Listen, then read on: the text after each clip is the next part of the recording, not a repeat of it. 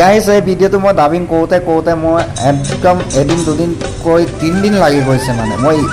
dubbing কৰিবই পৰা নাই মই অসমীয়াত বনাওঁনে মিচিঙত বনাওঁ মই কনফিউজ হৈ গৈছোঁ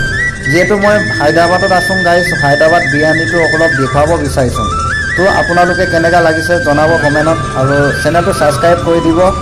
এয়া মোৰ লগৰকেইটাৰ লগত ওলাই আহিছিলোঁ অলপ বিৰিয়ানী খোৱালোঁ চবকে বিৰিয়ানীটো চাই কেনেকুৱা লাগিছে কমেণ্ট কৰি জনাব সকলোৱে